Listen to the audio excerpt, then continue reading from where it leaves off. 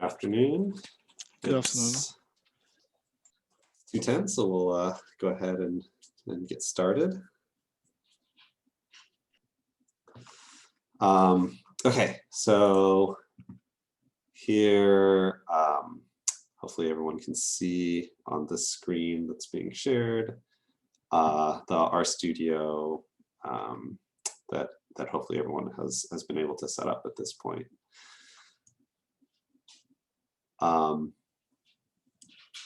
I think there was some question before about sort of being able to show both the console at the bottom here and the editor here, which you can change with these commands over here, which minimize and maximize the windows, like so.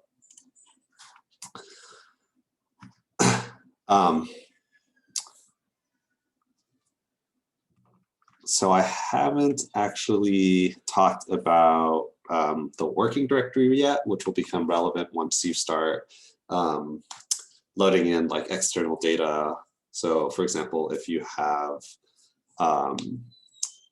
a CSV file or some other sort of data that you want to load into R, which we're going to show a little bit later.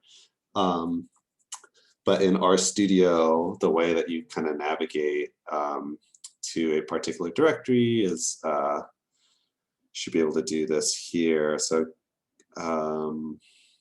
actually, or is it here? Yeah, so when you click these three dots here, you can select into a particular folder.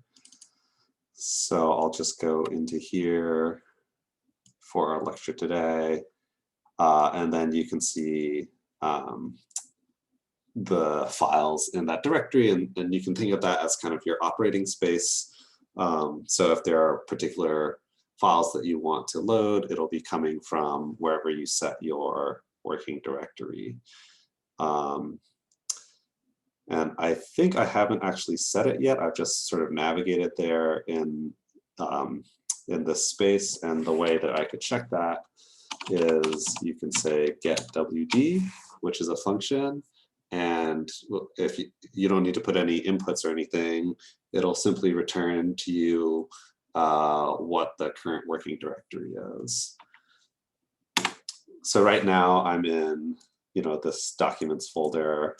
If I wanted to do it manually, you could set working directory and put your entire sort of directory line that goes to wherever you want. But with RStudio, it's a little bit easier. You can go here and just click set as working directory, which puts the location that you've navigated to as the working directory. And I click that, and you'll actually see the command being executed in the console right over here. And if I check this again, get working directory, it should be the location that you're seeing over here. Okay, great. So that's been changed. Okay, and we'll get to sort of loading files and that sort of thing in a little bit later today.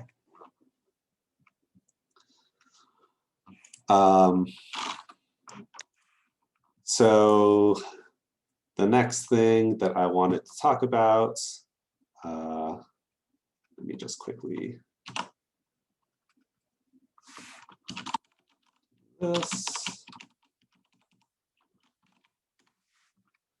Okay, so the first thing that we'll talk about today are logic in programming, and tables. Oops.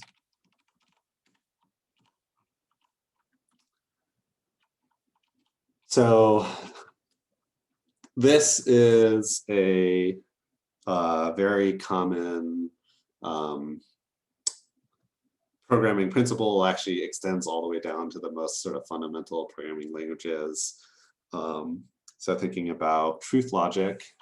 So if true I'm going to print world.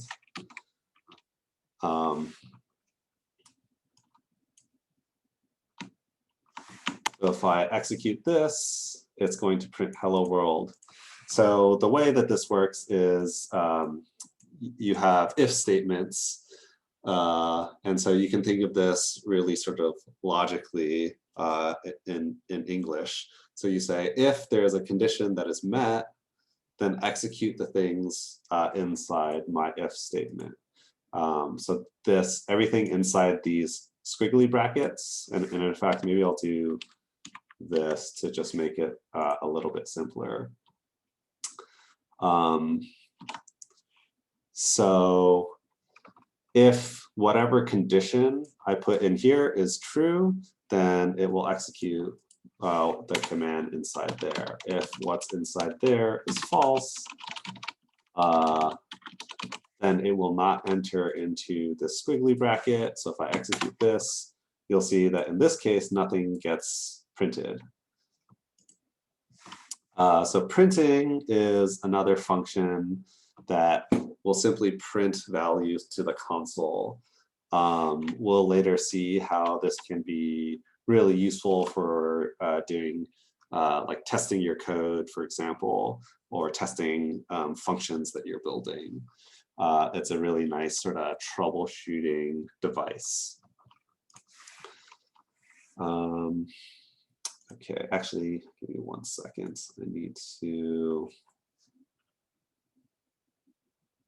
I like to be able to scroll past so that it's not just on the bottom. So I need to edit the settings very quickly. All right, if I can't find this in say 30 seconds, we'll move on. Tools. Okay, here we go.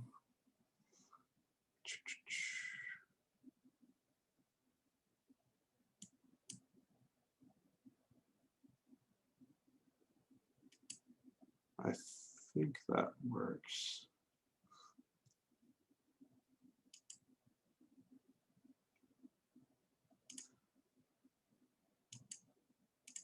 Okay. Oh, there we go. Okay, good. Okay. So let me give some examples of this. So let's go ahead and set x equal to a value of 1. So again, you can see in your environment here, whereas before, I'll say you use the ls command, which works as well, but here we could actually see what's going on. So if my x is equal to 1, then I can do something like if x equals 1, then print hello, and we'll see that this indeed works. You can do if x is greater than 0, print hello. This will also print hello.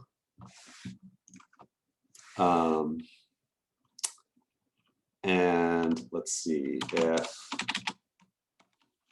x is greater than 1,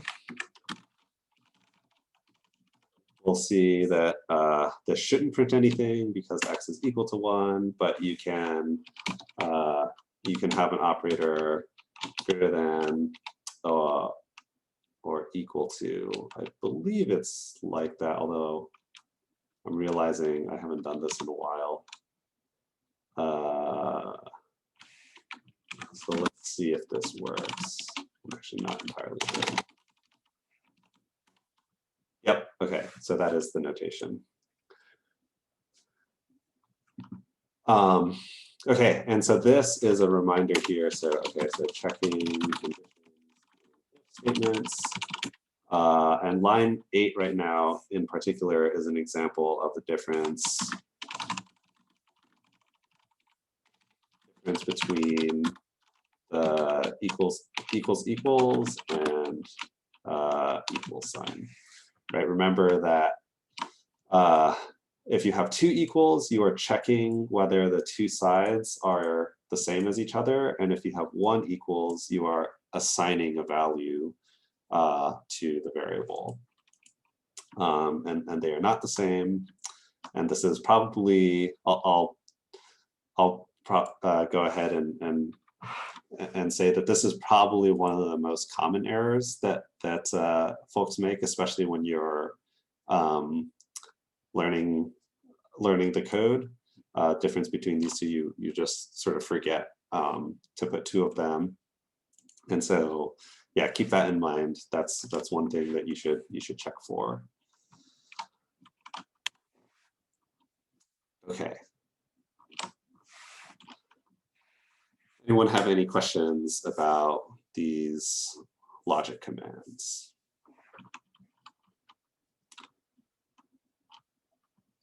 Okay, and note that you can also do combinations of these. And so let's say y is equal to do. So checking combination of logic.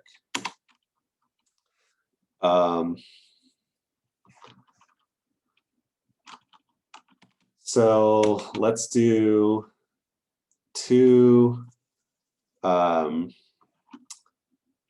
statements. So we'll do x equals 1 and y equals 2.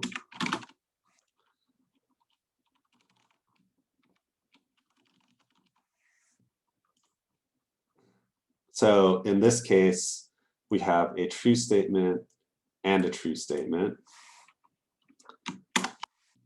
Oops, I didn't define y. There we go.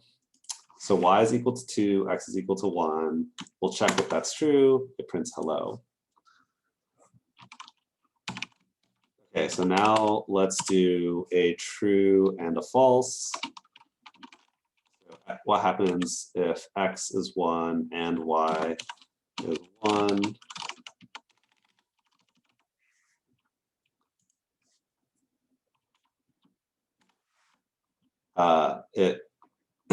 It does not print any statement.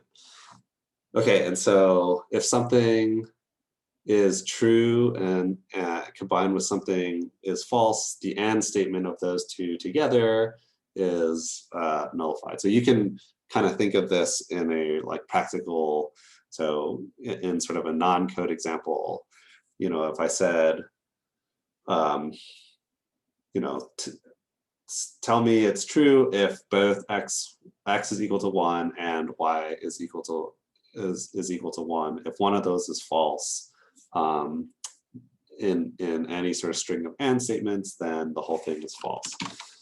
This is conversely true if you have an or statement, which is done with this horizontal line. So I'll just quickly make a note of this. So or statement is this horizontal line. So in this case, in an or, if you have true or false together, then as long as one of those is true, then the whole inside statement will be true. So here we see this is working.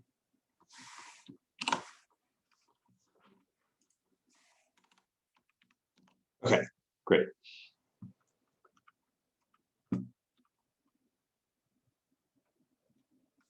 So let's go ahead and we'll start to, what we're going to do is continue to introduce some of these concepts and then start to apply them together to start to make more and more sort of powerful tools and be able to show some of the unique functionality that you can get from some of these building blocks. So the first thing that we'll talk about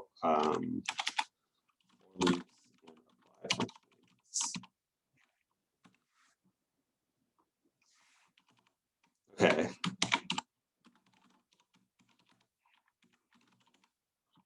Here I have a for loop. And essentially the way this works is, the way this reads is for x in 1 to 10. So it's going to loop through all the values of 1 to 10. So if I just print this,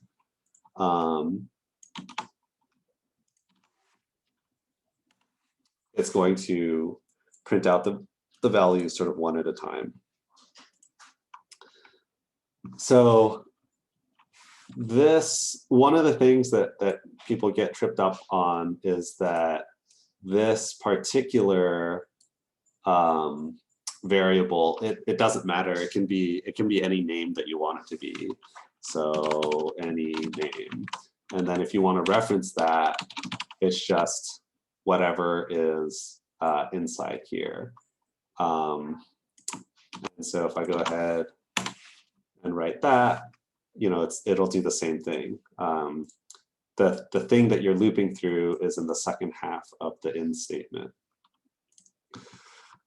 One other thing to note is that this is not like the stuff that happens inside of a for loop that's written like this happens in the global environment. This isn't like in the last lecture where we had functions with their own local environments.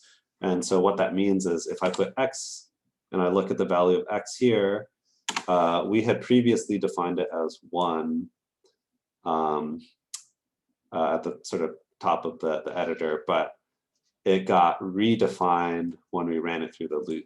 And so when I say x, it'll look at the last value that it was assigned, which is 10, the end of that for loop. And you can see the same thing. I actually assigned a value for any name, which is 10, again, the last value in that for loop. Okay, so that's kind of the real basic structure of how a for loop works, and then we're going to see how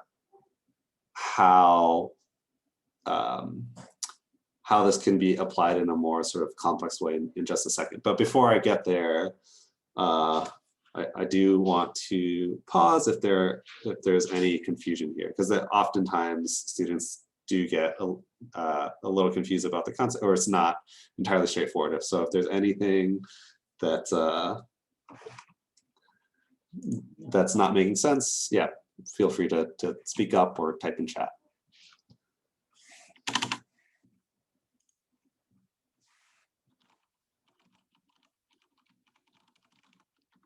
Okay, so I'm going to write a mystery function again. And just as a refresher, okay, we are defining a function here, and this value here is simply the input into the function. So I'm going to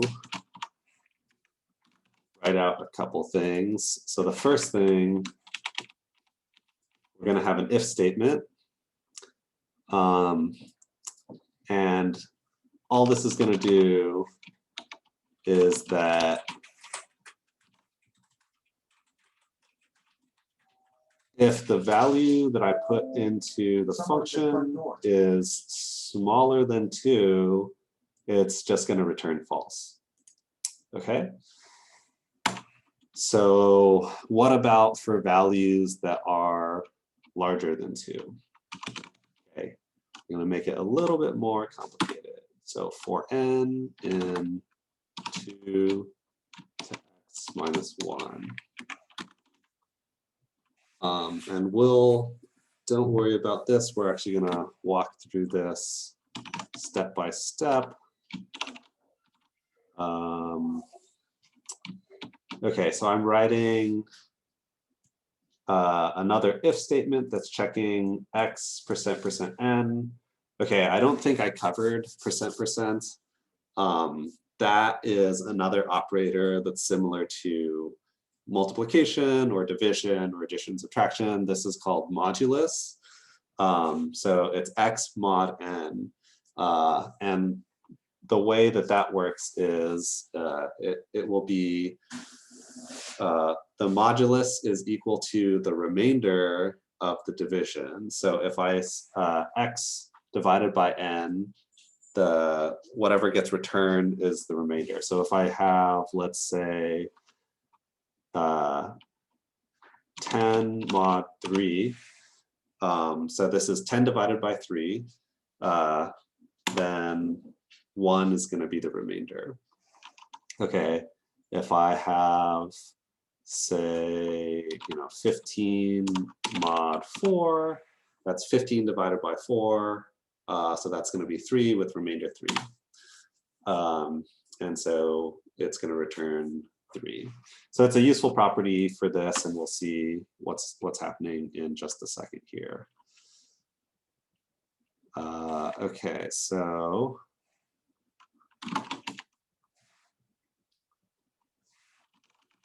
here,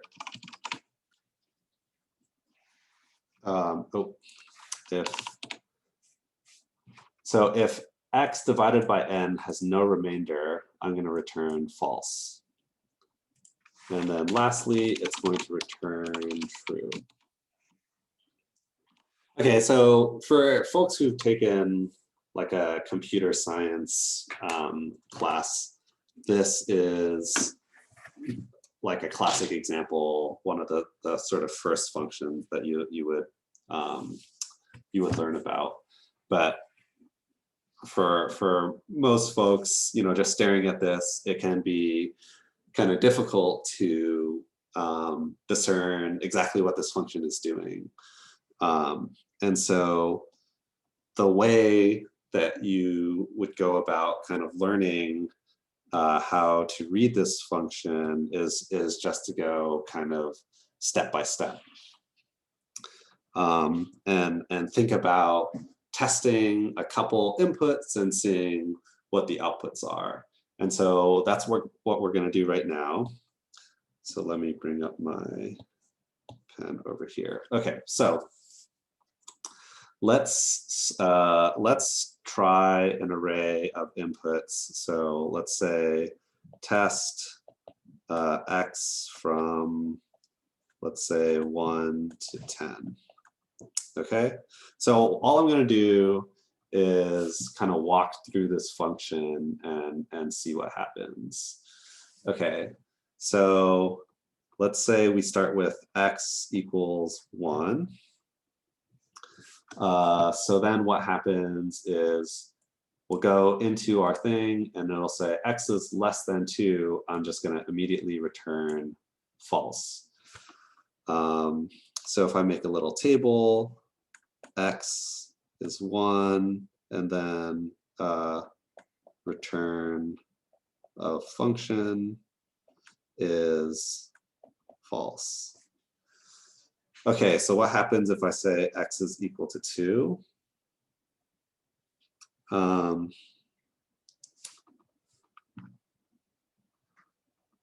So let's see. Actually, I'm gonna start with I'm gonna skip 2 for just 1 second because it's actually a little bit less than 2. Let's start with x equals 3.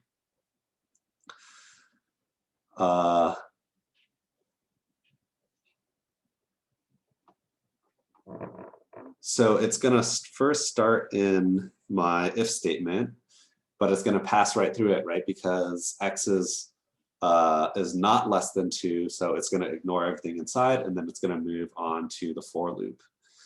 So the for loop is going to test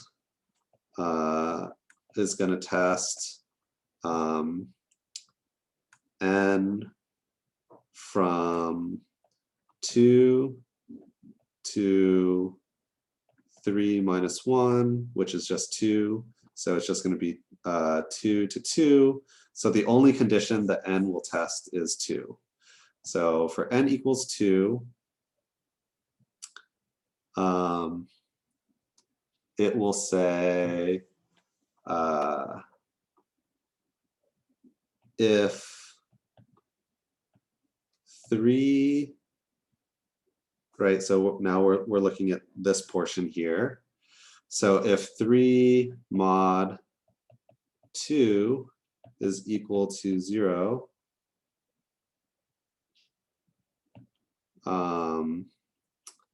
then it's going to return false. But we know that 3 mod 2 is equal to 1. So we will not enter this statement, and instead we will go to straight to the end because we never enter that if statement, and we've run through all the values of our loop. And therefore, for 3, the result is true. Okay.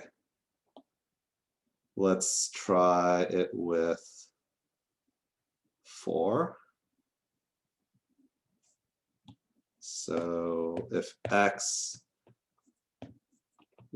equals 4, you're not going to enter the first if statement, but in the for loop, it'll be testing n from 2 to 3, right, which is 4 minus 1. So you're going to end up with 4. You're going to end up with 4 mod 3 and 4 mod 2. Okay, are either of those going to equal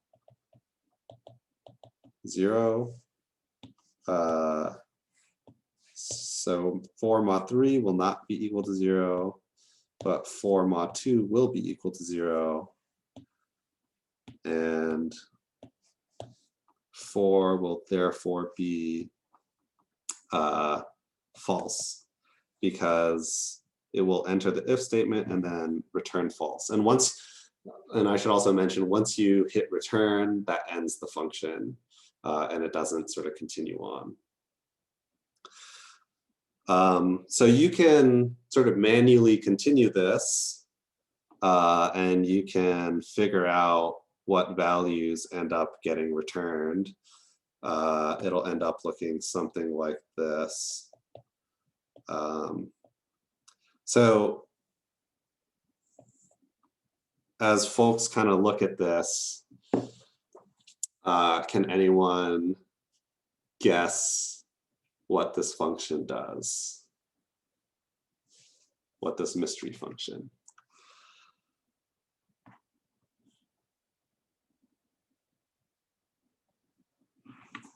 If you really kind of focus on this part, yeah, that's right. So Tessera got it.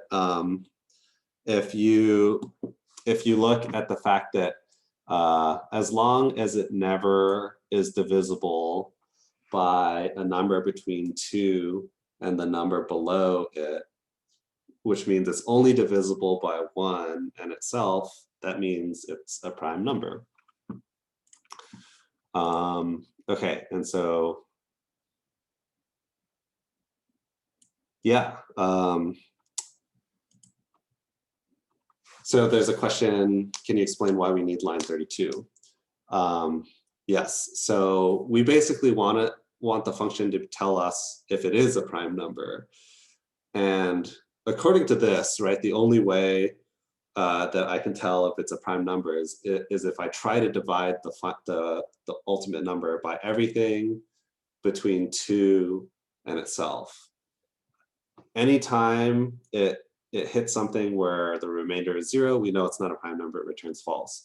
But once it gets to the end, we know that it is a prime number, so we need the function to tell us that. So if I had omitted line 32, so actually let me just go ahead and show you guys. So if I run this, it is prime, let's say 4, and it's going to be false, is prime 7. We know that's a prime number, and that should return true. So if I omit line 32, and I just delete that, just go ahead and run this again. Oops, in the console, if I write is prime 7, now it's not going to print false because this is a prime number, but it's also not going to like return true because we've eliminated that. So hopefully that makes sense.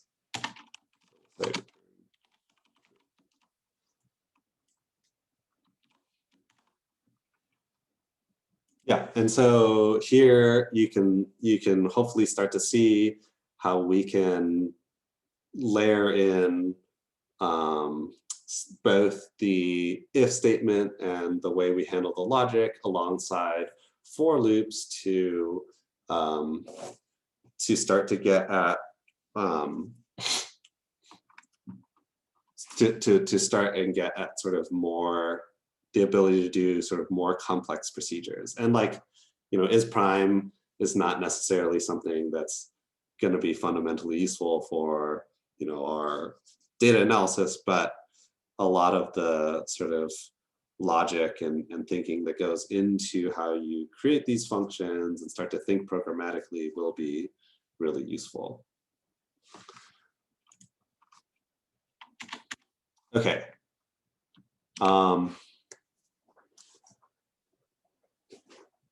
The next thing that I want to talk about is sort of connected to this, which is, I think, a really fundamentally important principle when we think about doing programmatic work, data analysis, especially in the modern day, where you start to get to larger and larger data sets and more, you know, sort of computationally intensive computing.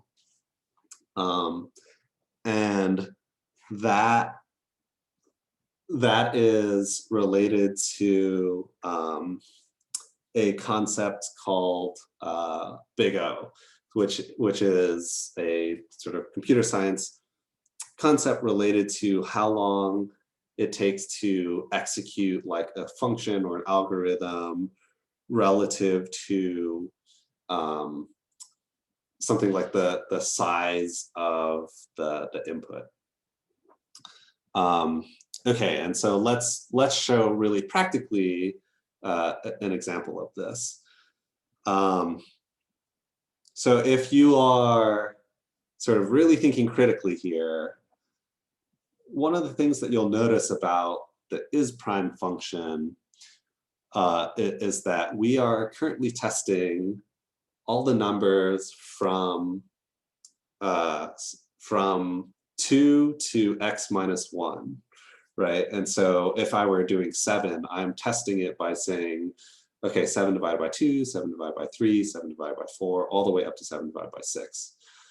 But actually, that becomes somewhat redundant, right? You don't actually need to test up to that number. So let's say I want to test the prime number if the number 31 is prime. So I'll divide 31 by 2, by 3, by 4, by 5. And then once I get up to divide by 6, I've already tested the other side of it. So you only need to test up to the square root of the number. And that is a really important concept, right? Because when I test to a number, if I test all the way up to the size of that integer, then we would call that notation scaling with n. So that's a linear. This is the big O notation. This scales linearly. But if you only test up to the square root of it, then this would be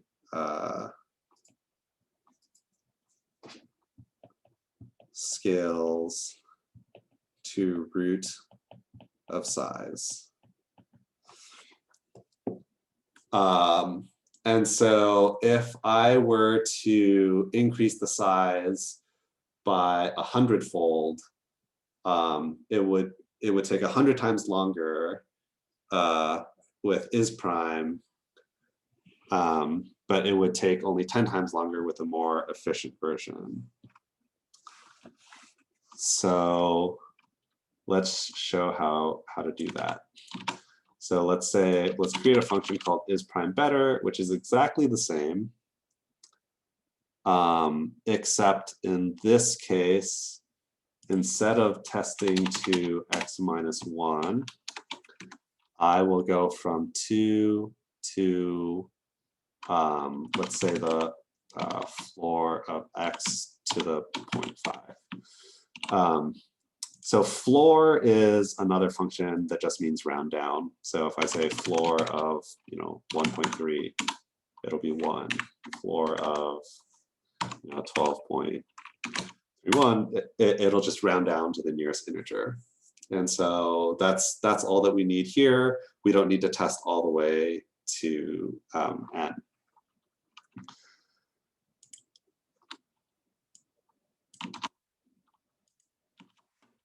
So let me show this in a practical example.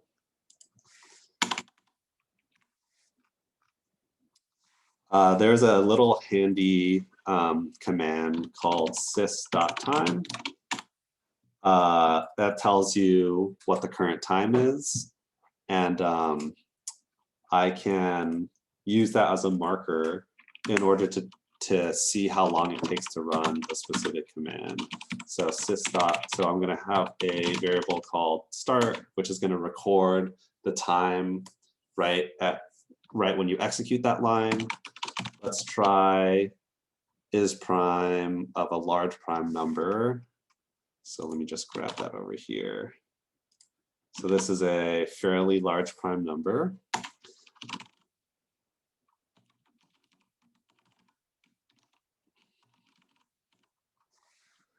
So remember, isPrime is going to test every single number between 2 and, what is this, 99 million. So this is going to test approximately 100 million numbers, whereas let's see how long it would take to do it with the better version. isPrimeBetter. This.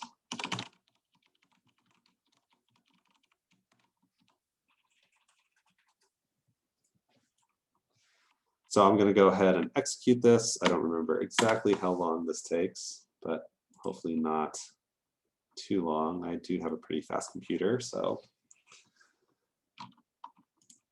we'll see.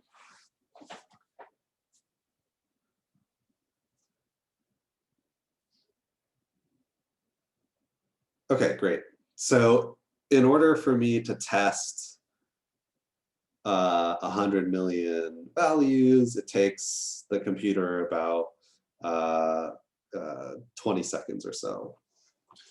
And you can imagine that this type of thing scaling up procedurally, or for any type of function that is big O of n scaling linearly, that really rapidly becomes difficult to execute once you're at sort of large enough sizes.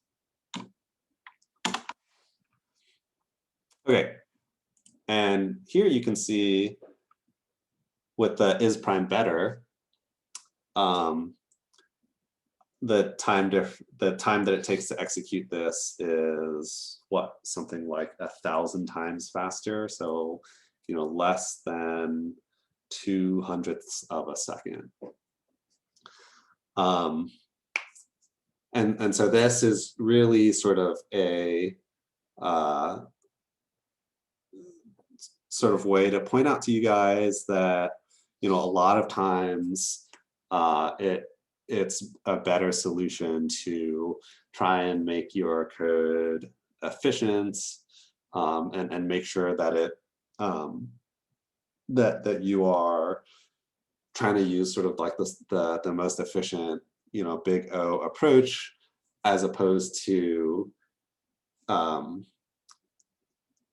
just getting more computing power or letting it run for long periods of time, And this becomes, again, sort of really relevant in practice when you are working with larger data sets and that sort of thing. Always try and work sort of smarter in that regard, and not necessarily just throwing more, like working harder and throwing more like CPUs or getting a faster computer to do it.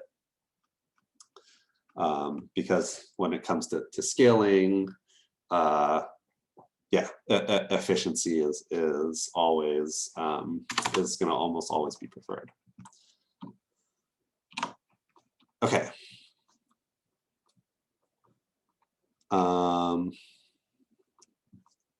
Let me take a look here.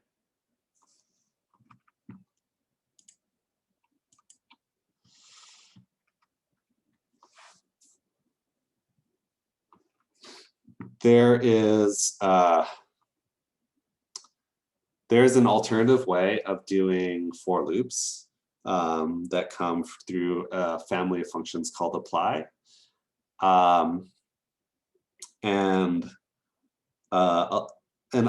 Let me just go ahead and just show an example of this.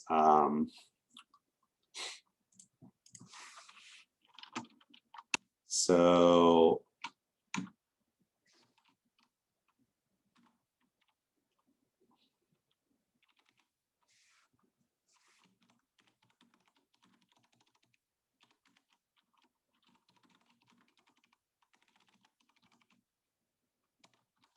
okay, so what's going on here? I am using a function called runif, which is a function that is just drawing from a uniform distribution. So unif stands for uniform, and R stands for random uniform. And so the default is to just draw a number between 0 and 1. And so if I go back here, and I'll just show an example. So if I say R unif 10, it's going to give me 10 numbers that are randomly drawn between 0 and 1. Okay, great. And if you do like this, this is going to create a vector x1 with 100,000 random numbers. So we're actually going to do this. So we're going to have two different vectors of numbers between 0 and 1. And don't worry too much about this part yet. I'm just making a table. We're going to get to data frames in moments. Oops, need to run all of this. So the table, actually in our studio, we could look at this directly. Let me see. D. Yeah, so it's just a table here. X1, there's 100,000 rows, X2, 100,000, and they're just sort of coupled next to each other. Okay, suppose I want to create a column. So I'm going to go to this table and I want to make a column that gives me the average value between X1 and X2. So this is going to just be the mean of X1 and X2. One way that I could do this is that I could just loop through the entire table where I go row by row, find out the mean, and then fill in that value. So we'll go ahead and do that. And in two different ways. In one way, we're going to do it with a for loop, and then in one way, we're going to do it with an apply function. So I'm also going to time it. So for row in 1 to n row of D, so this is saying I'm basically going to walk through every single row that exists in the table. It's going to be, I want to create, and again, don't worry too much about the syntax here. I'm just going to show, this is more just kind of to show the procedure. And we're going to get to data frames in just a second. So this stuff here, all of this syntax is just going to create that extra column that I was talking about. And the name of the column is going to be called mean2. So we'll execute that, and while it's running, I'll write the code for the apply function. We're going to call this column mean1. So apply. So you can see in this yellow box here what my input should be. So X is the thing that I'm doing it on. Margin tells you, are you going to do it over the row or do it over the column? We're going to do it over the column, or sorry, the row. And then function is the function that you're applying it to. So we'll do something like this.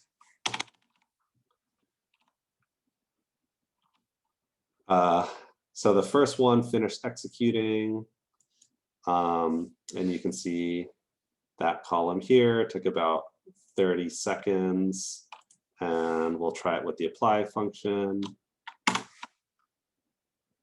Okay, and so that finished pretty quickly. It took about half a second to do the exact same procedure. Okay, and so you can see there's a pretty big difference in performance. And oftentimes you will find that people will tell you to use apply functions instead of for loops for exactly this reason.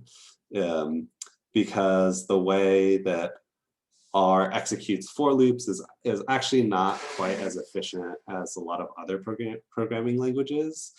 And so where it matters, where the time can actually make a difference, say you want to try and run something and it takes hours as opposed to seconds or minutes, that's where you should really think about possibly looking into the apply function. So I'm not really going to get into specifics of like how to do it. I'll kind of let you guys look it up, but know that it is a tool sort of available in your sort of toolbox to do this. So that having been said, it doesn't mean that for loops are necessarily bad, and in fact, if the amount of time is trivial, I almost always recommend to use the for loops, because comprehensibility is actually really important in programming and writing code. And for loops, I think, are much easier for people to understand. And so even if it is like slightly less efficient, if it's the difference between half a second and like a tenth of a second or 100th of a second, that really isn't going to affect you that much. So that's kind of one thing that or one positive for the for loop. And then the other thing is that the apply function is not always faster than a for loop. And in fact, certain types of problems will be just as slow if you're doing apply versus for loops. And I can't like give a general rule for when that happens. It's so context specific that usually these are the types of things that you just have to sort of test out and kind of learn with experience.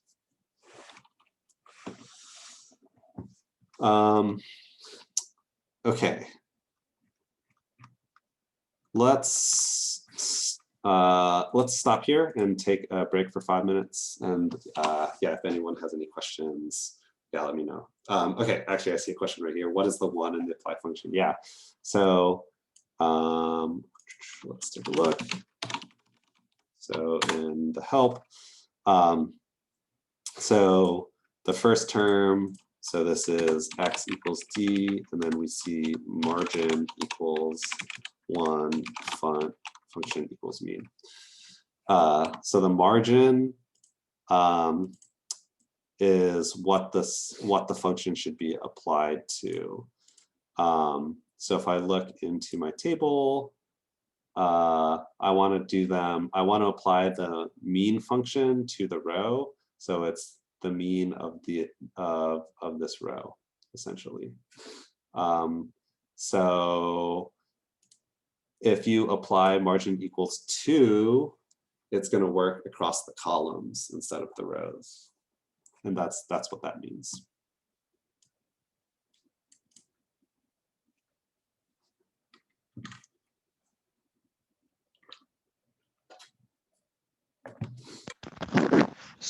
So when I run the last for loop, I didn't get a table you had on your screen. I don't know what could have gone wrong. This table here? Yes. Yeah. So you have to execute this code first. Did this work so that you get these first two columns, or first two, yeah. So I executed, but I didn't get the, maybe I didn't print something.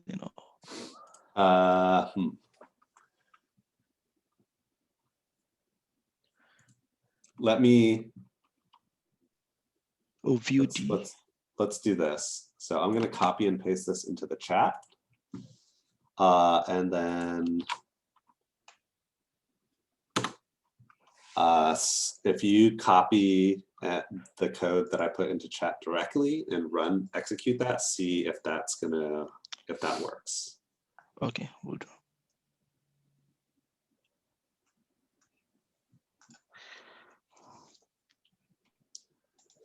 View D. Is that how you pull up the table? Nope.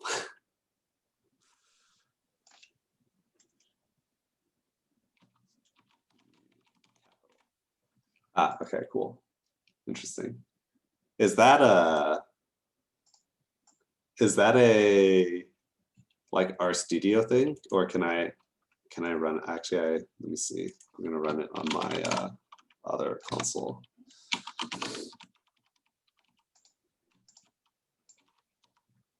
don't want it to crash, so let me.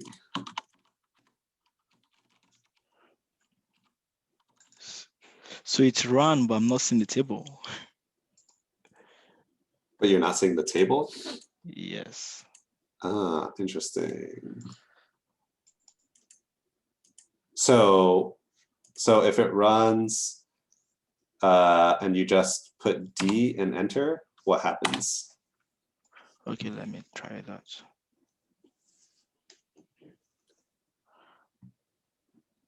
Blank. Blank. It just shows the. I hope I didn't download the wrong application or something. No, this is all base package stuff. That's strange. I'm not sure, but how about stick around After the class, we'll just after, and I'll help you look at it. All right, thank you. Yeah.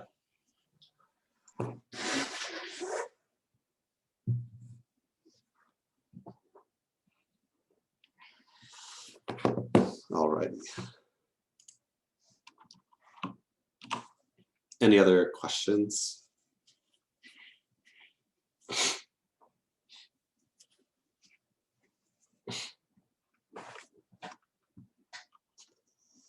Okay, so what we're going to do now is talk about data types and data structures.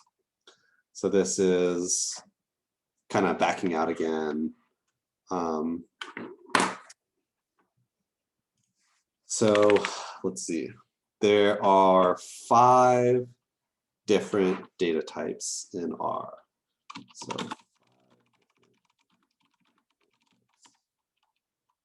So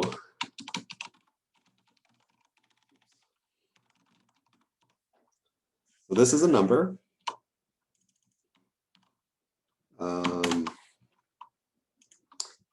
And I I can test it, whether or not it's a number with a statement called is numeric.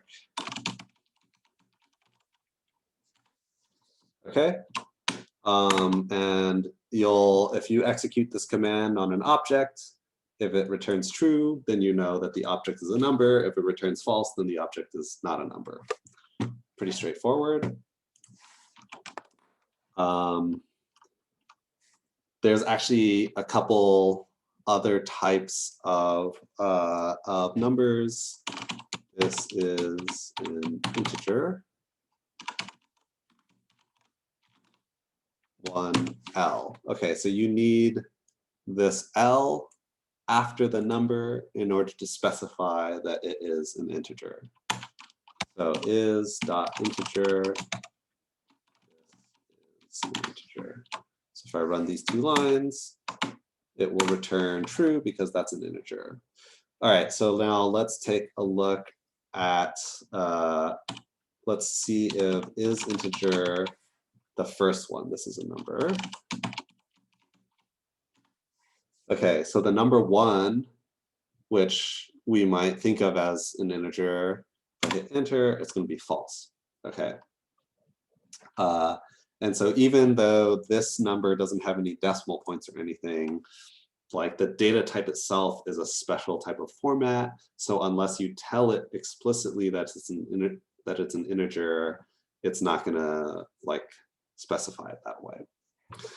Okay, let's try the other way. So is.numeric, let's test if the integer is numeric. This is an integer. And we'll see that it's true. So that means that this 1L is a number. So integers are numbers, but numbers are not integers. I will say that I don't really frequently come across integer data types that much in practice. Occasionally I do, but it's a little bit more on the rare side. But it's good to know. Occasionally you may run into these weird things happening where it's like, hey, this is like some kind of operation isn't working, and it may end up being because of like an integer data type. So it's just one thing to maybe watch out for. Okay, I'll go through this one pretty quickly. It's complex. And that's because I've never used this before, but it exists, so I'll let you guys know. So this is like dealing with complex numbers. So like imaginary numbers. So the square root of -1, and you have it as complex. So you run this, is complex. This is a complex. It's going to be true. And actually, if you want to see what this looks like, this is a complex. It's 0 plus 1i, right, for your imaginary number. And this, let's see what happens if we test whether or not it's a number. It is not a number, and it is not an integer. And I won't go into any more about that because you're never going to run into this really. Okay, but then the next two are going to be very common, probably as common as numbers, if not more, depending on what you're doing. So this is the binary logic type in R. So you have true and false. Those are your two types of logicals. Is.logical is the way that you test that. Right, and oops. Great, so true is a logical and therefore it returns true. And the last data type is a character. the way that you test this is like so. And yeah, so is character will tell you whether or not the data type is a character. These are going to be really handy, especially the sort of interchange between numeric and characters, because that's going to be a really common type of thing when you're working with data, especially dirty data. You can imagine that like a column has a bunch of numbers, and then maybe someone made a typo, and one particular entry might be like a character instead of a number. And this is the type of thing that you would need to do in order to figure that out.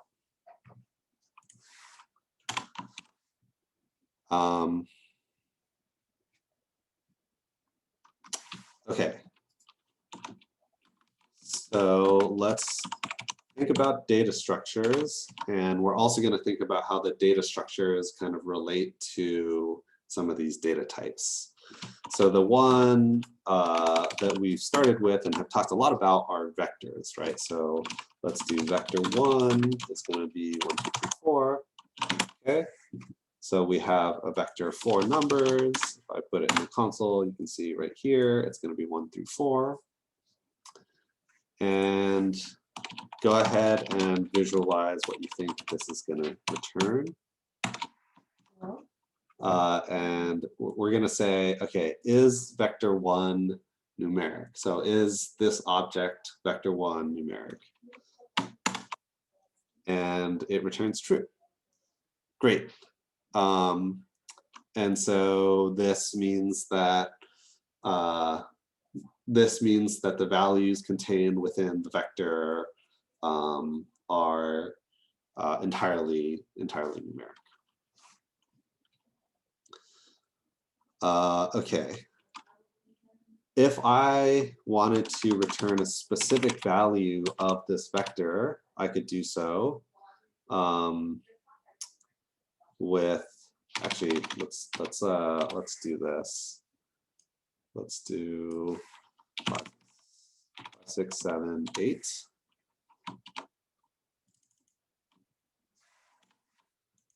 Okay, so let's say I wanted to return the first value of this vector. You do that with these square brackets, and within the square brackets, it's asking for essentially the index value, the location of the element within the vector that you want to return. So if I do 1, it's going to return 5, as you see here. And if I do 4, it's going to return the 4th element of the vector, which is 8. So I hit enter, and it spits out 8. Great. Okay, vector 2. We have A, B, C, D.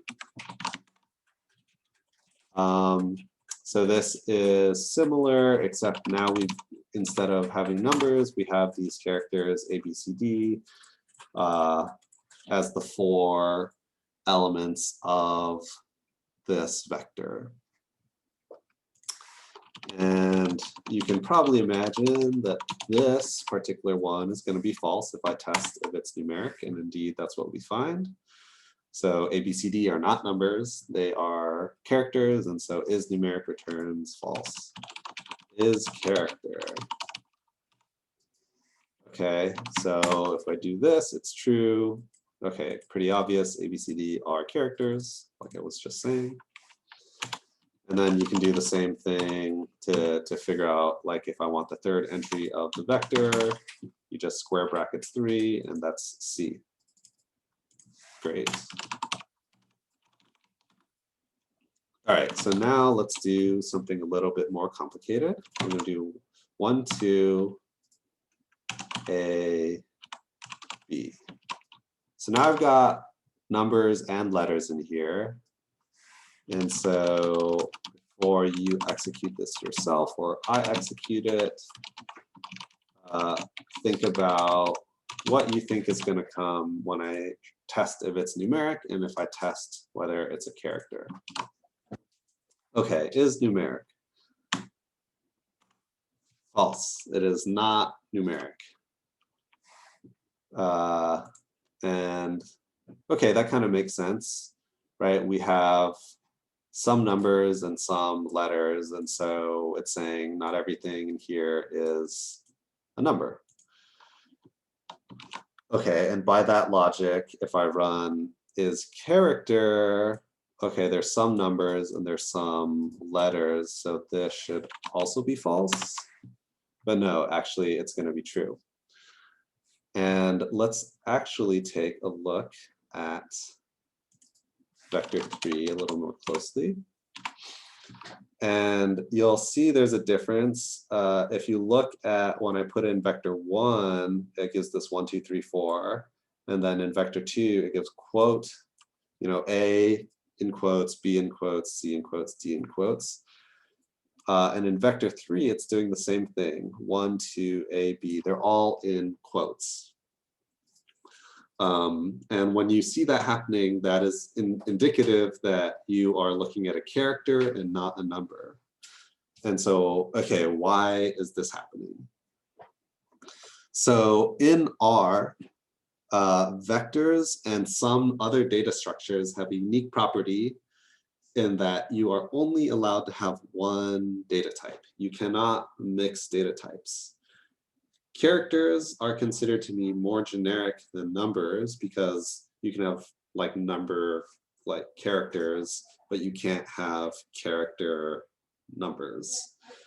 And so if you convert, or if you have a vector that has a mix of numbers and characters, it's going to just change everything to characters. So that is another really common sort of thing that happens when you are trying to like work with data, is like you may find that entire columns get transformed into characters because one entry in that entire column just happens to have like a character in it. And so that's one important thing to keep in mind, and is a really common mistake or not mistake, but thing. So it's a common thing that people sort of stumble on. I can use a function that's kind of the equivalent of these is functions with an as to transform one data type into another. So let's see how that happens. So instead of is numeric, I can say as numeric vector 3. And if I do this, it's going to forcibly change everything in vector 3 into a number. And so let's execute this and see what happens. You're going to get a warning message, NA is introduced by coercion. So now it no longer has quotes, and you can see the 1 became quote 1, changed from quote 1 to just 1, and 2 became 2. And so where it is able to, it's gonna change the data type into the number, but then for characters that it doesn't know how to change, it's going to introduce an NA. And so that's what this warning message is saying. And so this is a nice tool that you can use to do this sort of data type transformation. There exists a similar one for as character. So vector 1, which is 1 through 4, I can actually, or 5 through 8, right? I changed it. I can transform all those values from the numbers into characters. So now you can see quote 5, quote 6, quote 7, quote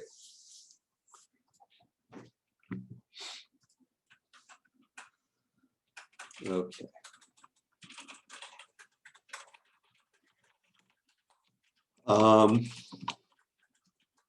Next up, matrix array. So we did briefly see this. So matrix is essentially the exact same thing as a vector, but it has 2 dimensions.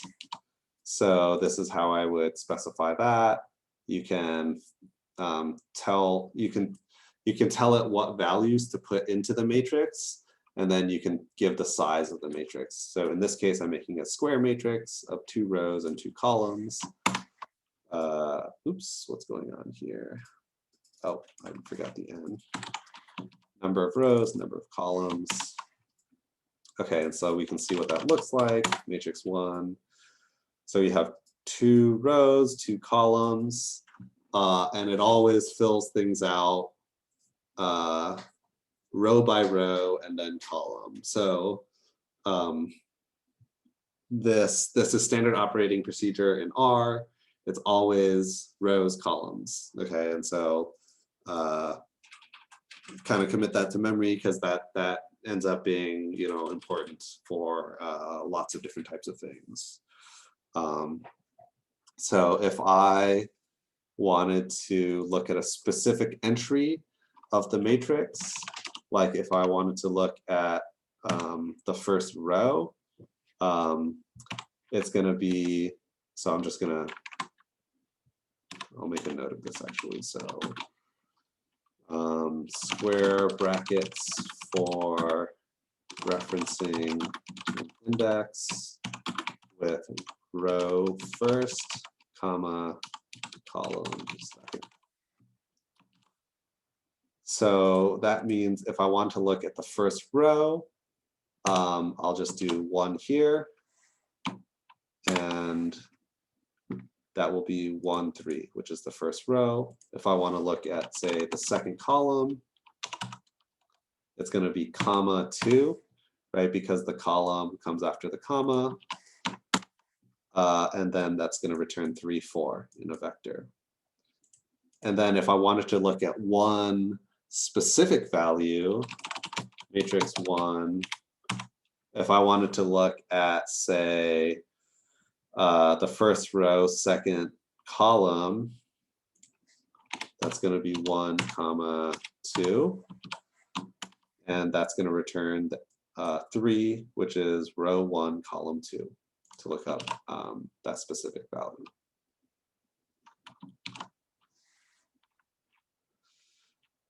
Okay. So the next sort of logical step is known as an array. So we think of vector as just this sort of line of numbers, and then a matrix as this sort of table of numbers. An array is exactly the same thing, whereas a vector, a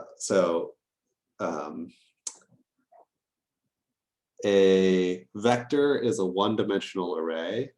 A matrix is a two-dimensional array, but you can have a three-dimensional array, a four-dimensional array, as many as you want, essentially. Okay, so we have, okay, so let's take a look at this. Let's just create a simple sort of three-dimensional array. Array 1 to 8, dimensions equals 2. Okay, and so I'll go ahead and run this. And if I just type this out, you can almost think of this as like a 3D sort of cube, right?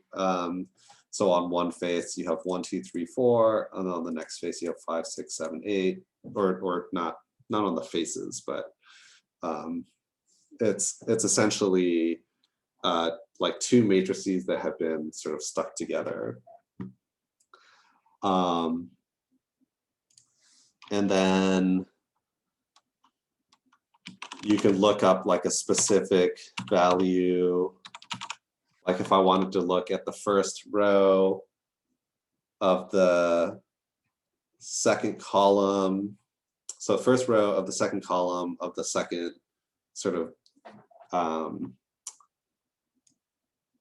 entry, or the second like table, or the second matrix, I guess, it would be, so 1, 2, 2. So that would be that second piece. So I'm going to be looking in here. I'm going to be looking at the first row, second column. So if I do this, this should return 7, right? Okay, so arrays and honestly even matrices, you know, they'll pop up every now and then, but not something that I would say is extremely common in sort of, especially in data analysis. But it's good to know these sort of structures. They can be handy for doing certain types of things. I've certainly used both of these before. So yeah, good to know. And then the other thing is that both matrices and arrays follow the same rules as the vector. In other words, a matrix and array can only have one data type. And so as soon as you introduce a character in there, everything's going to be a character. So another thing to keep in mind.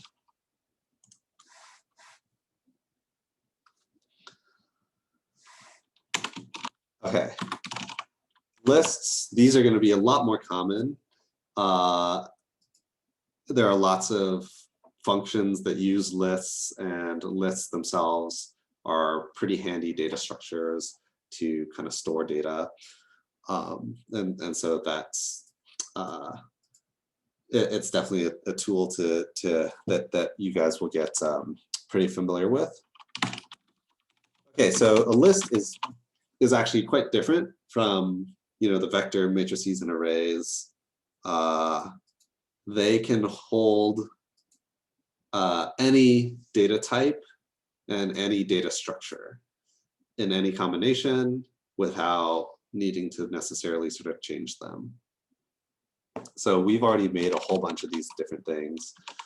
So we have vector 1, which was like the number, right? Vector 2, which was a character. Vector 3, which was also a character. We have matrix. We also have an array. So I can store all of these objects into this single list right here. And if I go ahead and look at this list and kind of see what this looks like, they have this sort of double square bracket notation to indicate each element of the list. So the first element of the list is the object vector 1, which is 5, 6, 7, 8. The second one is A, B, C, D, and so on and so forth. The fifth one, the last entry, is the array that we just made. So you can see that the list can hold a very sort of dynamic set of different sort of objects. And it's pretty easy to, if I kind of look at this visually, to figure out how to call something. So if I wanted to call vector 1, which is the first element, it's just like this, 5, 6, 7, 8. And in fact, I could even go in and call a specific element of vector 1. So if I follow that up with a square bracket 3, this is going to return the third element of vector 1, which looks like this. So it's 7, right? The third element. So when you are working with these list objects, I think one way to like really easily think about it is, you know, it would be exactly the equivalent of actually I'll just write it out here. So list 1 like this, which I have in the line above, is equivalent to just writing this. Okay, so this part is substituting vector 1 here. Again, a handy tool, can store lots of different things, and you may find that that ends up being useful for all sorts of sort of data analysis.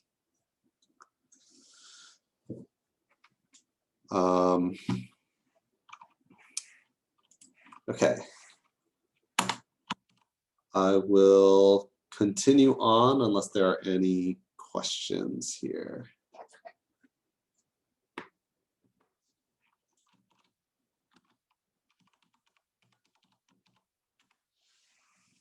Okay, so now let's talk about the most confusing thing in R.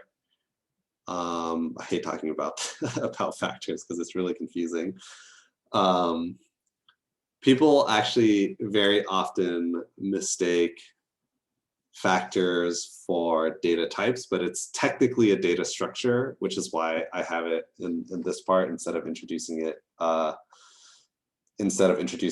here, which just makes it more confusing because it really kind of acts like a data type, not a data structure. Okay, so what is a factor?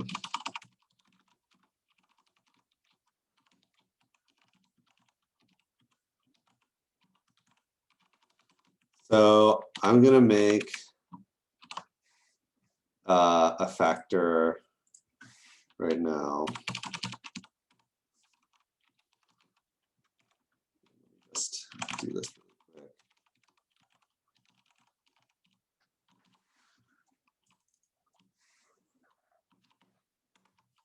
All right, so let's just take a look at this.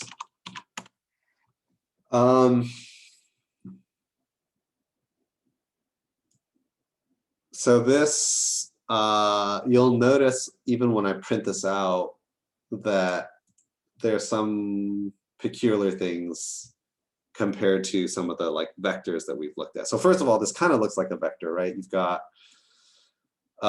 like a couple, you have a couple different words here, which are what we would think of as characters, but you'll also notice that there's no quotes around them. And then there's also this thing, this line below that has levels with this sort of indicator. And so what the heck does that mean? Okay, so let's test this out for a second. Okay, so we have this as a factor. These are words, obviously. They're not numbers. So they should be characters, right? They're not characters, okay? Does that mean that they're numbers? Nope, they're not numbers either. So they are a special type. These are,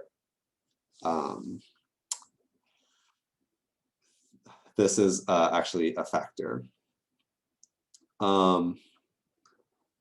Okay, and so to explain what a factor actually is, you can think of a factor as a generic like object. And so when I look at this, you know, you have four objects here. It's a this, you have is, you have a, and you have factor. And what we're writing as the representation of that object doesn't really matter. Okay, it could be this is a factor, it could be 1, 2, 3, 4. Really the important thing is that you have a connection to these levels which specify the order of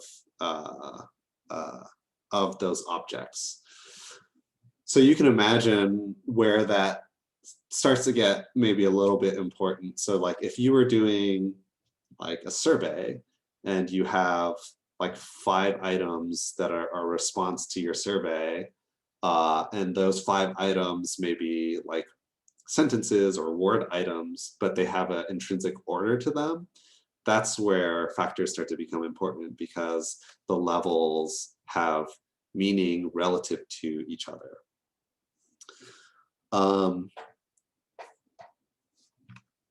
So let's take a look. And I'll also point out this is by far the most common like issue that you'll run into. Yeah, in my experience, factors are like the most confusing thing when working with real data. When you read in data into R, it will almost always read in characters as factors, and there are certain things you can do to characters that you can't do to factors, and lots of times this is where the errors will pop up because you think it's a character but it's actually a factor. So if you're running into any of these, just go ahead and check whether or not it's a factor, and that usually solves a lot of problems. So the levels, okay, so the levels are where you get the actual sort of quotes. And so the levels of the factor themselves are characters. And you can also see and levels, which will tell you how many levels there are, which is 4.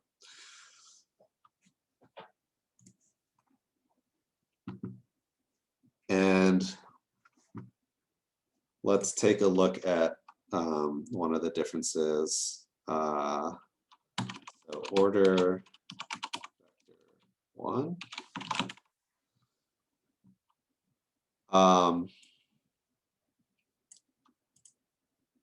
So the order function will look at an object and determine based on alphabetical order or on numerical least to greatest what order each object in the position, the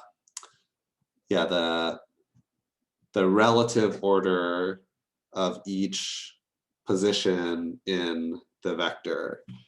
So let's see if I did, so vector 1 is 5, 6, 7, 8.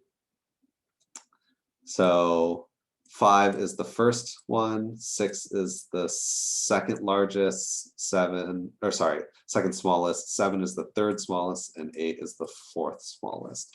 If I did a different vector, so let's do order, let's say the reverse, so 10, 9, 8, 7, right? So the 7 is the smallest, so it's 1 last, and so on and so forth. And so you can see if I apply that to like random numbers, so 3, 7, 5, 9, it should go 1, 3, 2, 4.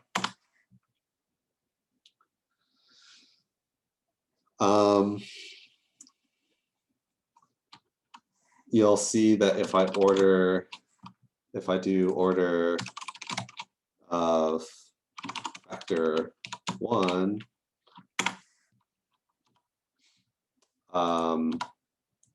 it is determined by the order in the levels, which actually coincidentally I made it as alphabetical, but let's actually change that. Let's do this.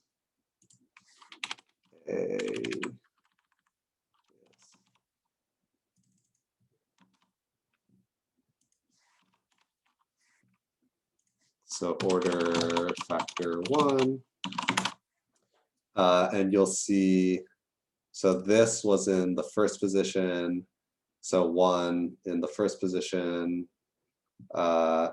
is in the second position, which is the fourth order in the levels that I specified, so it's 4, and so on and so forth. So yeah, that's one of the sort of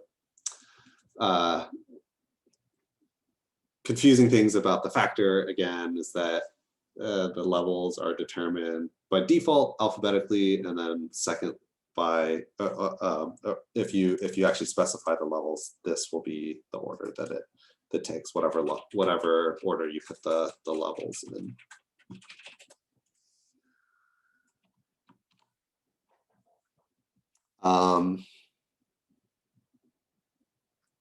Yeah, so the one last thing that I'll show with factors. So string operations and replacements don't work. So if I looked at my vector 2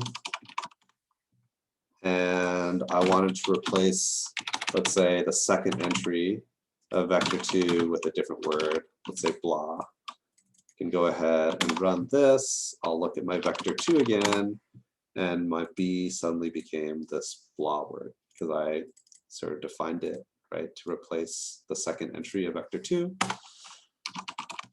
But if I do that to my factor, let's say I want to replace the second entry of factor 1. So again, So I'm going to replace is with blah. I'm going to get this warning, this weird warning message, invalid factor level, NA generated factor 1. Oops. I'm going to get this, and then is got turned into an NA, and then a factor. And that's because the word blah is not a valid level. And so again, the whatever that object is has to match this like pre-specified thing in the level. And so you'd have to first define the word blah as a valid object in that is one of the levels in the factor, and then you can change it. So thoroughly confusing. Unfortunately, this is something that I'm almost positive that you guys are going to run into both in this course and sort of in your future data analysis careers or research. Yeah, keep in mind, you know, if you kind of have factors sort of well-grounded, then you'll be able to deal with a lot of those errors quickly.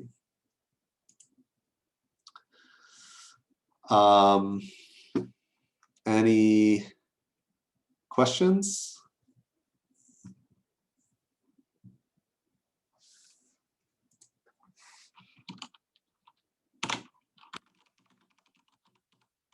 Okay, then we will move on. Data frames. So this is going to be kind of the bread and butter. Oh, okay, I see a question. So are there common applications of factors? Yeah, so anytime you're working with non-numeric ordered data, you end up needing to use factors. So they are important. And actually, in a lot of the regressions that we're going to be doing, we'll be working with factors a lot. And once it gets to there, we'll see that it's a little bit easier to talk about with the practical examples. Okay, so we finally kind of worked our way up to data frames, which is the sort of most common data structure that we use in R, especially when you're handling external data or even creating your own tables. You can really analogously think of data frames as just these like tables that you would use, that you would see, for example, in Excel or something like that. So we're going to create a random data frame. Okay. So here, what I'm doing is, okay, I'm creating this vector with entry student 1, student 2, student 3, and that is what I'm assigning as a column, and the name of the column is student. So this is column 1 called student with these 3 entries. And so right now I'm just manually creating this like so. We will have gender in here. Oh no, it doesn't do that. Okay, hang on. Sorry, I need to do this again. Code wrap, I think is the one.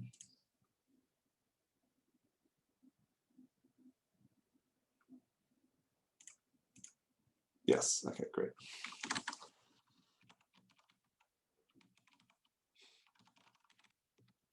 Another one called Explore.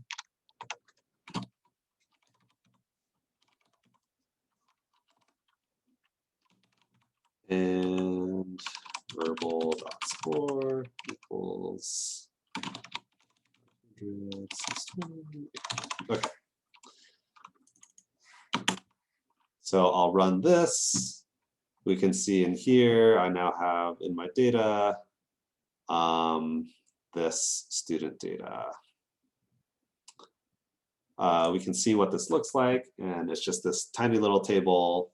I've got 3 rows, student, the ages, the gender, math score, verbal score. Okay, great.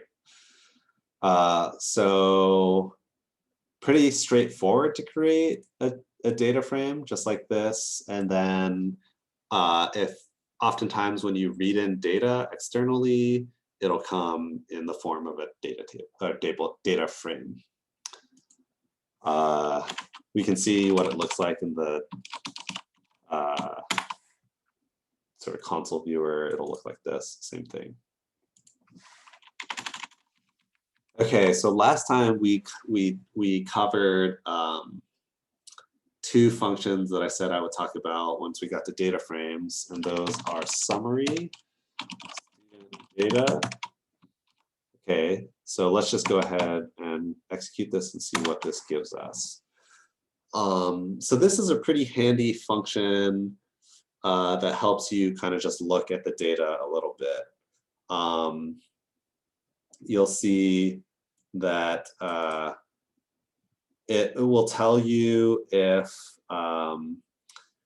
a particular column is full of like characters. And in fact, this is one of the places where you'd be able to tell if it's a character or a factor. I could actually do that really quickly.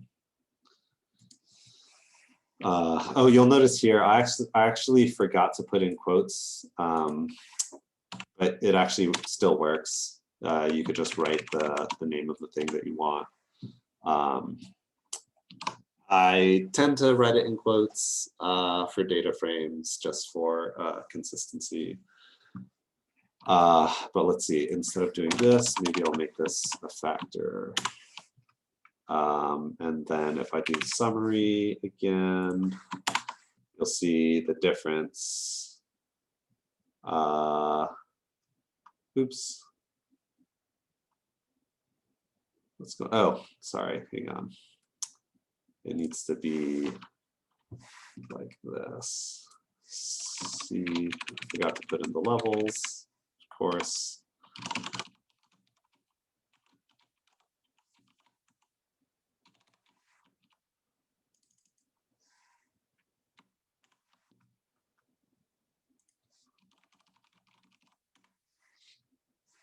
Yep.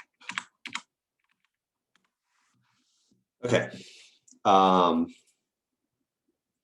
So you can see the difference between characters and factors. In factors, they'll show up as, they'll show up all the sort of unique entries. Oh yeah, sorry, I got the question about the apostrophes, yeah. I'll also say, I tend to just use single quotes, but it's this exact same thing if I were to do double, like regular quotation marks, so like this. In R, they are functionally equivalent, and it lets you do things like nesting quotations. So I can do, so if I have stuff like this inside, I can put in, you know, more quotes without ending the quotation. Not too many instances where that's makes a difference, but yeah, just so you know that they are entirely interchangeable in R. Okay, and then you'll notice for the numeric columns, it gives a whole bunch of summary statistics. So you get the minimum, the first quartile, the median, the mean, third quartile, and the maximum.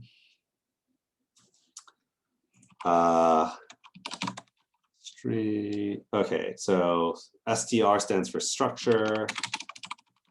And let's see what this tells us. Okay, so it tells us there are 3 rows with 5 columns, so 3 observations of 5 variables. it tells you a little bit about some, in this case, because there's so little data, it ends up printing all of it, but usually it'll have like a dot, dot, dot. It gives you a little view of the first couple entries, and then it tells you, okay, this is a character, this is a number, this is a factor, and then these two are numbers corresponding to each of the column names. So again, both of these very, very handy. I use these all the time, especially when you're working with data where it's like you don't want to be printing out the entire table. It's really big.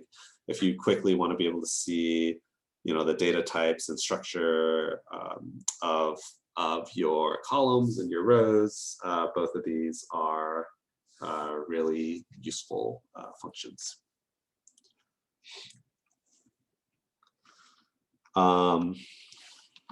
Names, data. So this gives you the column names. You can also explicitly say do that with call names, which gives you the same thing. It's by default column names, but you can also look at row names, which we didn't define. And so in this case, they're just going to be 1, 2, 3, 4. Or sorry, 1, 2, 3, which are, if you look at the table, it's these things here. 1, 2, 3.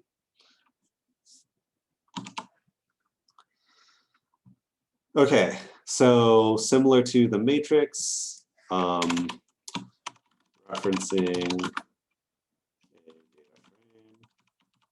it's with the square bracket and square bracket for reference, row first, column second. So if I wanted to look at the first row, let me just faster. 1, comma. Okay, so then that gives you the first row. If I wanted to look at the first 2 rows, I could do 1 through 2, same thing, which is equivalent to 1, 2 like this, but it's not the same as 1, 2. Oops. Notice that you just want one object here. Otherwise, as soon as you put the comma, it does the separation for the row and column. So this is going to be row 1, column 2, which is 24. And so that's what we get here. So if you just want to call a column, you can do like that. Oops, student data. So 24, 25, 27, that's the ages column. Okay, so this allows you to call, all of these commands are referencing your data frame using specific numbered indexes. But you can alternatively call it with other commands having to do with the name. So dollar will always reference your column. So I can do $students. And so this will return the column called students and all the entries of that column. The other way is that you can do it in your square brackets where you're doing the reference, but instead of putting the number of the column, you just put the name of the column. So quote ages. It's not going to work if you just put regular ages. Okay. So you might ask about, okay, what's the difference between doing it like in line 150 versus 151? And actually, you'll see that they're both the same. This version is pretty handy because it's a little bit faster to I guess to type, but the second version, you can see that there's a little bit more flexibility because I can actually reference multiple columns by name, which you can't using the other way. So if I want to look at both ages and gender, I can have that as a single vector object referencing the names, and it'll return the parts of the data frame, like so. You can do combinations even with references by names. So student data to verbal.score.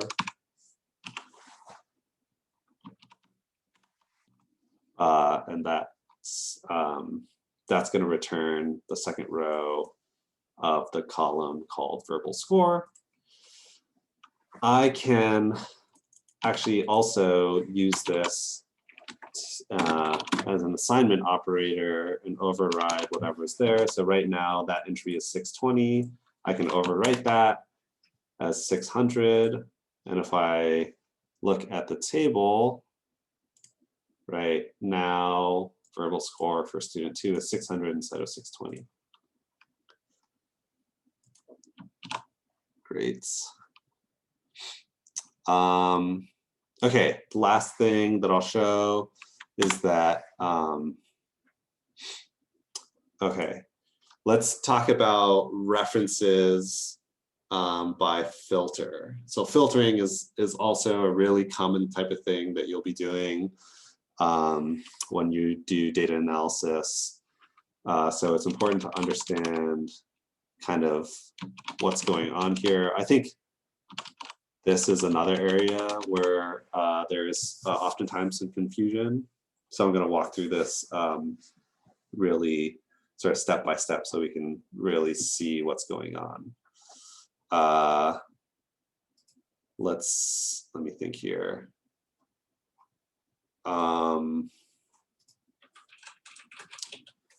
Okay, if I really quickly say vector 1, remember that I could return, let's say, the second entry just by doing that. Okay, 6. There's an alternative way of doing this.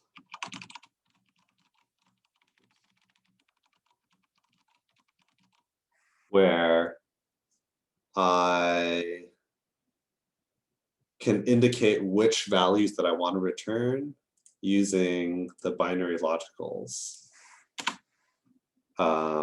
Oops, I meant to do vector 1, not vector 2, sorry. So vector 1. Okay, so I want to return the second one, so false, true, false, false. And that returns the second one. Okay, so keep that in mind here as we work through this. So let's see, we have student data, verbal score, 500, 600, 800. Student data, verbal score less than, let's say, 550.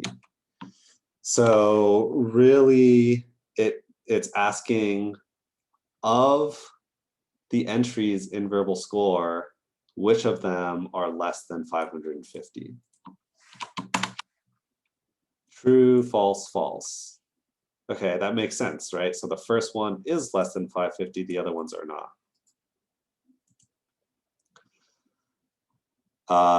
And therefore, using the kind of logic before, if I wanted to return only the score that is less than 550, the way I would do that is I would call the vector and then I would do the filter. And remember that this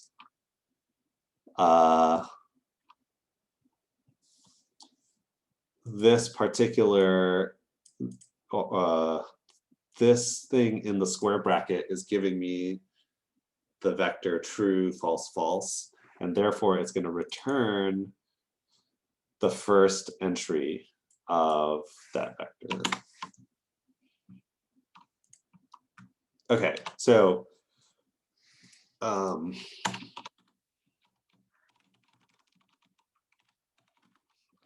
so this is, I think, really another one of the important things that you'll end up using a lot. So filtering a data frame to return specific values. So make sure that you understand what's going on in these couple lines here. Okay, so we are at 4 o'clock. This is right on where I sort of wanted to end, so we'll stop here.